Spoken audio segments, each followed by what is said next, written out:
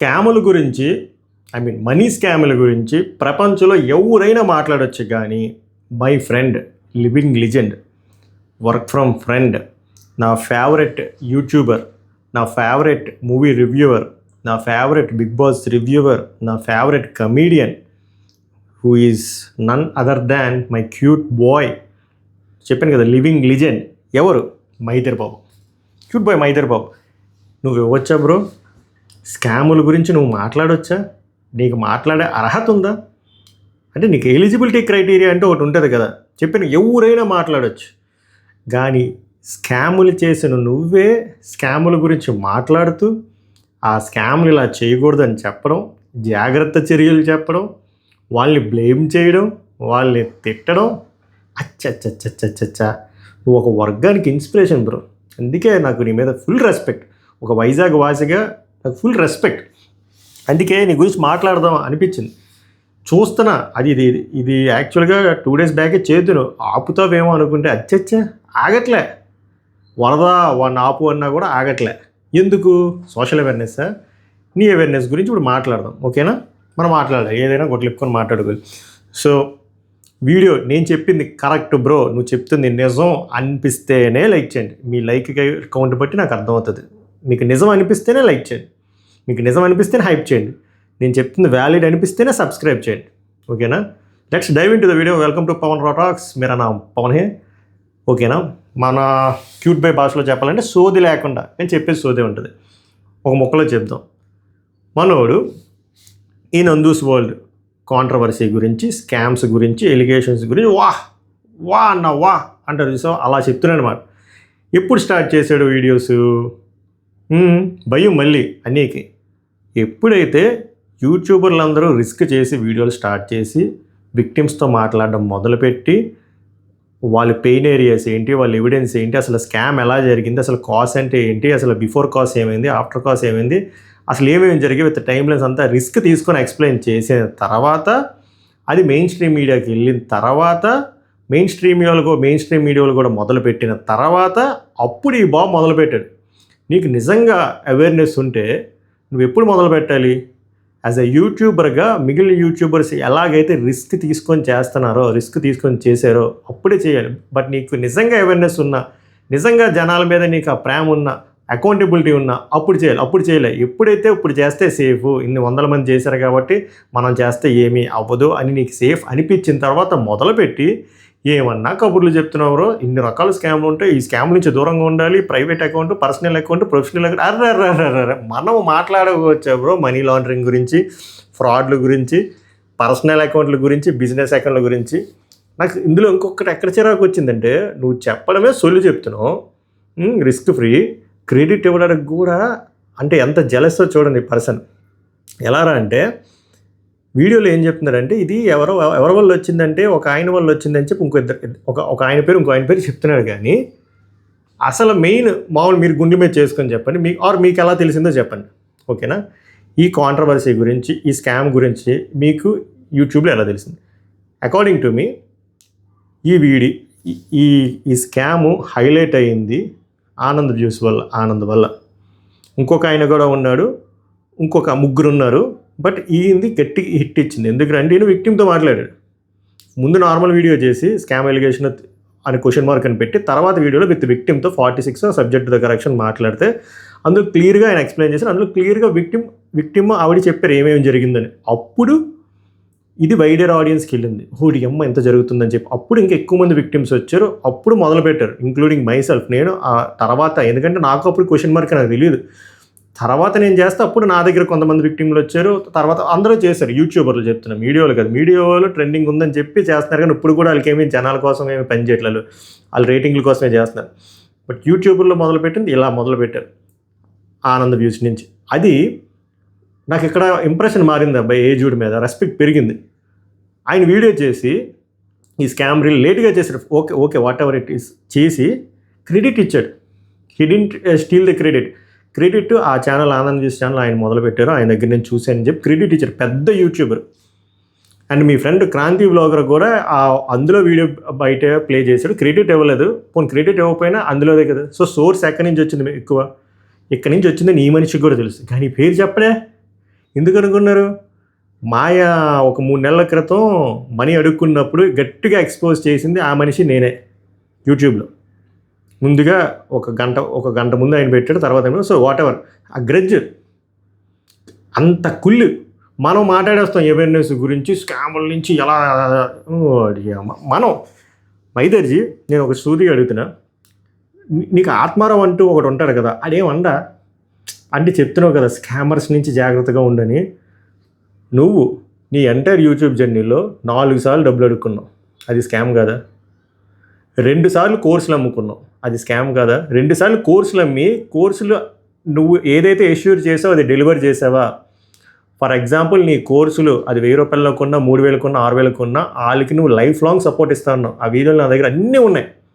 ఇచ్చావా? ఇస్తున్నావా? స్కామ్ అంటే అదే కదా, నువ్వు ఒకటి ఇస్తా, ఎక్స్పెక్టెడ్ ఒకటి ఉంటుంది, యాక్చువల్ ఒకటి ఉంటుంది, అవ్వదు, డిఫర్ అవుతుంది. అది నువ్వు ఇచ్చావా? నువ్వు మాట్లాడుతున్నావు బ్రో స్కామ్ గురించి? నువ్వు మాట్లాడతావా స్కామర్ల గురించి? అసలు సిగ్గుందా దేనికైనా? మనం మాట్లాడుతున్నావు స్కామ్ల గురించి.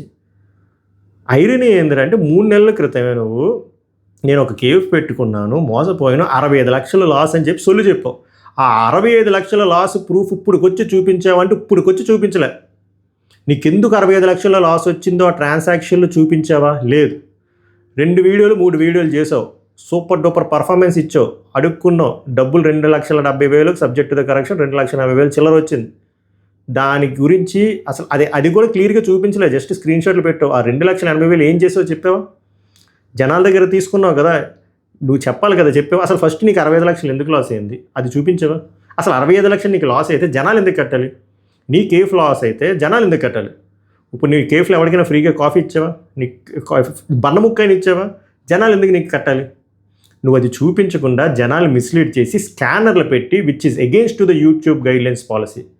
స్కానర్లు పెట్టి డబ్బులు అడుక్కోకూడదు. ఎందుకంటే నువ్వు యూట్యూబ్ అనే ప్లాట్ఫామ్ యూజ్ చేసుకుంటున్నప్పుడు యూట్యూబర్ ఆప్షన్ ఒకటి ఉంటుంది, వాడి ప్లాట్ఫామ్ ద్వారా మనీ తీసుకోవాలి, సూపర్ చాట్ తప్ప, or membership or super chat తప్ప. నువ్వు స్కానర్లు పెట్టి అడుక్కోకూడదు. నువ్వు స్కానర్లు పెట్టి అడుక్కున్నావు. నువ్వేమనుకున్నావు అంటే మంచి ఆస్కర్ పర్ఫార్మెన్స్ చేసి గట్టిగా 10-15 లక్షలు టార్గెట్ చేసావు, కానీ జనాలు తెలుగు మీరు పెరిగా అక్కడ గట్టిగా ఎక్స్పోజ్ చేసేసరికి నువ్వు అనుకునే రిజల్ట్ రాలేదు. బట్ స్టిల్ 2,70,000 అనేది చిన్న అమౌంట్ కాదు భయ్యో, నాకైతే చాలా పెద్ద అమౌంట్. నువ్వు ఇన్ని చేసి, ఇన్ని మోసాలు చేసి, ఇన్ని అబద్ధాలు ఆడి జనాల దగ్గర, అంటే నువ్వు యూట్యూబ్ని మోసం చేసావు, జనాల్ని మోసం చేసావు, నువ్వు మోసం చేసుకున్నావు, ఇన్ని మోసాలు చేసి స్కాములు చేసి నువ్వు స్కాముల గురించి చెప్తున్నావు. చెప్పి నాకు ఎక్కడ ట్రిగ్గర్ అయిందిరా అంటే, వీళ్ళు ఏం చేశారంటే బిజినెస్ అకౌంట్లో కాకుండా పర్సనల్ అకౌంట్లో ఎంచుకున్నారు మనీ, విచ్ ఈ స్కామ్. అంటే మనలో మన మాట, నువ్వు డబ్బులు ఏ అకౌంట్కి ఎంచుకున్నావు? బిజినెస్ అకౌంట్కి ఎంచుకున్నావు, పర్సనల్ అకౌంట్కి ఎంచుకున్నావా? చెప్పు. ఆ వీడియోలు ఎందుకు డిలీట్ చేసావు చెప్పు. వీడియోలు ఎందుకు తప్పు చేసావని నీకు తెలుసు కదా దగ్గర వీడియో డిలీట్ చేసావు. ఆ 2,72,000 ఏమైందో నువ్వు ఇప్పుడు వచ్చి చెప్పావా? నీకు బోల్డ్ లాస్లో నేను ఎమోషనల్ డ్రామా చేసావు, ఎమోషనల్ బ్లాక్మెయిల్ చేసావు కదా. ఏమైంది లాసులు? నిజంగా లాసులు అంటే మీరు ఆలోచించండి ఫ్రెండ్స్ ఒకసారి. నిజంగా 65 లక్షల లాస్లో ఉన్న వ్యక్తి వెంటనే చీర్ఫుల్గా మాట్లాడుకుంటూ ట్రిప్పులు వేయొద్దు అనట్లే, మీ ఇష్టం వేసుకోండి, కానీ మీరు ముందు వేసిన డ్రామా ఏంది? లాసుల్లో ఉన్న వాళ్ళు ఎవరైనా కేరళలో కర్ణాటకలో వెళ్తారా? లాసుల్లో ఉన్న వాళ్ళు ఎవరైనా పాడ్కాస్ట్లు పెట్టుకుంటారా? పెట్టుకోవడానికిలే. నువ్వు పాడ్కాస్ట్లు పెట్టుకుంటూ ఏ కాస్ట్లను పెట్టుకో, ఎవరినైనా పిలుచుకో, నెక్స్ట్ హర్షాస్ అయినా పిలుచుకుంటావు కదా, పిలుచుకో, ఏదో ఒకటి పిలుచుకో, లేదా మీ క్రాంతి బ్లాగర్ ఎవరినో పిలుచుకో. దానికి పైసలు ఎలా వచ్చాయి? చాలా పెద్ద సెటప్ కదా, మైకులు లైట్లు, దానికి ఎలా వచ్చాయి?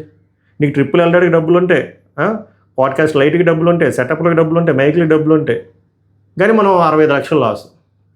మీరు ఆలోచించండి, జనాలు మీరు గొర్రెలు. నేను ముందే చెప్పాను, ఇలాంటి స్కామర్స్ ఇలా చాలామంది ఉన్నారు. జనాల్ని చాలా ఎమోషనల్గా ఫూల్స్ చేసి అది క్యాష్ చేసుకొని మనీ దొబ్బితే మనోడు దొబ్బి వెంటనే స్క్రీన్ ప్లే మార్చేసి ఇప్పుడు ఏదో ఎలాగంటే ఒక దైవ దూతలాగా వచ్చేసారన్నమాట. స్కామర్ల నుంచి జాగ్రత్తగా ఉండండి. అసలు యూకేలో ఎలాంటి స్కాములు జరుగుతాయో తెలుసా? యూఎస్ఏలో ఒక స్కామర్ల గురించి మాట్లాడుతున్నాడు. నీకు కూడా దిక్కు లేదు, నువ్వు బోల్ చేసావు, నువ్వు మాట్లాడితే నాకు అస్సలు నచ్చలే. నేను చెప్తున్నా, నువ్వు ఏదైనా చేసుకో యూట్యూబ్లో. నువ్వు ఐనాక్స్ దగ్గర రివ్యూలు అయినా చెప్పుకో, బిగ్ బాస్ రివ్యూలు అయినా చెప్పుకో, లేకపోతే ఫ్రిడ్జ్ వ్లాగులు చేసుకుంటావో, బాత్రూమ్ వ్లాగులు చేసుకుంటావో, లేకపోతే ఇంకా టూర్లు వేసుకుంటావో, లేకపోతే నీకు తెలియపోయిన జియో పాలిటిక్స్ చెప్తావో, ఏదైనా చేయగానే నువ్వు స్కేములు అవేర్నెస్ రిలేటెడ్ వీడియోలు మాత్రం చేయకు.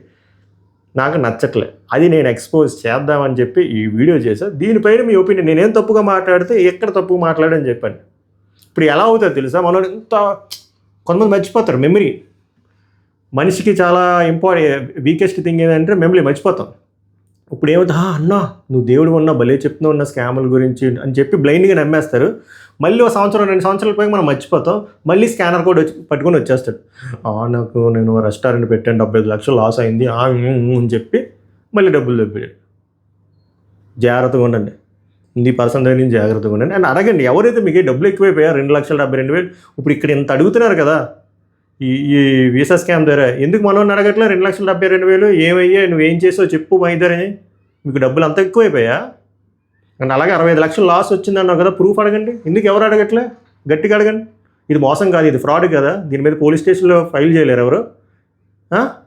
యూట్యూబ్ని మోసం చేస్తున్నాడు, జనాలు మోసం చేస్తున్నాడు. ఎన్నిసార్లు యూట్యూబ్ కోర్సులు అమ్మాడు అది విరుద్ధంగా, ఆ సపోర్ట్ ఏది? ఇవన్నీ మీరు గట్టిగా అడగండి.